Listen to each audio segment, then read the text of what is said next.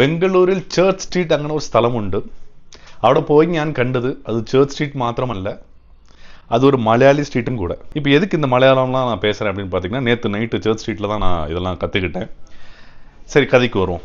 ஆக்சுவலாக நம்ம பெங்களூர் டோலிகள்னு ஒரு வீடியோ போட்டோம் இல்லையா, அதில் வந்து அந்த கமெண்ட் செக்ஷன்லாம் வந்து நிறைய சஜஷன் வந்தது பிளேசஸ். அது வந்து கோரமங்கலா, இந்திரா நகர், எம்ஜி ரோடு, சேர்ச் ஸ்ட்ரீட், இந்த பெல்ட்லாம் வந்து நிறைய சஜஸ்ட் பண்ணாங்க. ரொம்ப ஹாப்பியாக இருக்குன்னு சொல்லியிருந்தாங்க. சரி, நம்ம இன்னும் கொஞ்சம் பொறுமையாக செட்டில்லாம் ஆகிட்டு அங்கே போய்க்கலாம் அப்படிங்கிற ஒரு பிளானில் இருந்தேன். பட் நம்ம காலேஜ் ஃப்ரெண்ட் அபினேஷ் வந்து திடீர்னு வந்து இந்த மாதிரி நான் ஒரு கொஞ்சம் பர்ச்சேஸ் பண்ண வேண்டியது இருக்குது, நீயும் வா அப்படின்னு சொல்லி என்னை எடுத்துகிட்டு போயிட்டான். சேர்ச் ஸ்ட்ரீட்டு ஒரு லேட் நைட்டு அரௌண்ட் ஒரு 10 மணிக்கு தான் நாங்கள் போனோம். கொஞ்சம் விட்டு விட்டு மழைலாம் பெய்யுது. அந்த எம்ஜி ரோடு மெட்ரோவில் வண்டியை விட்டுட்டு சேர்ச் ஸ்ட்ரீட்டில் என்டர் ஆகிறோம். குரல்கள் கேட்குது, அவட நோக்கடா, அங்கே ஒன்றும் இல்லை, அந்த மாதிரி பேசிக்கிட்டு இருக்காங்க. சரி, ஓகே, நம்ம மல்லு மக்கள் உலகம் ஃபுல்லாக இருக்குது, சாதாரணப்பட்ட காரியம் தானே. சரி, ஓகே அப்படின்னு சொல்லிட்டு போகிறோம். போ இதே கண்டினியூ ஆகுது. நாங்கள் அங்கங்கே ஒரு சந்து சந்தாக இருக்குது, எல்லா இடமும் போகிறோம், இதே கண்டினியூ ஆகுது. அந்த பப்ளிக் மொத்தம் பார்த்தீங்கன்னா அட்லீஸ்ட் ஒரு 80% மல்லு மக்கள், மீதி 20% கன்னடா, தமிழ், ஹிந்தி, தெலுங்கு மக்கள்லாம் இருக்காங்க.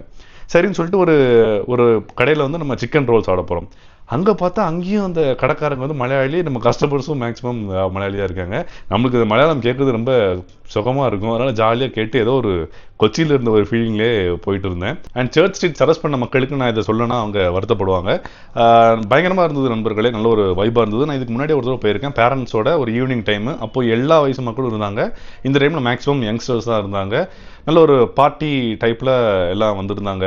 நார்மல் ப்ரைஸில் இருந்து நல்ல ஒரு ஹைஃபையான ப்ரைஸ்லேயும் அங்கே பொருட்கள்லாம் கிடச்சிது. பார் அண்ட் லான்ச்சஸ் எல்லா வசதிகளும் அங்கே இருந்தது. அண்ட் அங்கே இருந்த க்ரௌடு பார்த்தீங்கன்னா கப்புள், ஃப்ரெண்ட்ஸ் கேங்கு, நம்மள மாதிரி ஒண்டி கட்ட பாய்ஸ் எல்லாமே வந்தாங்க.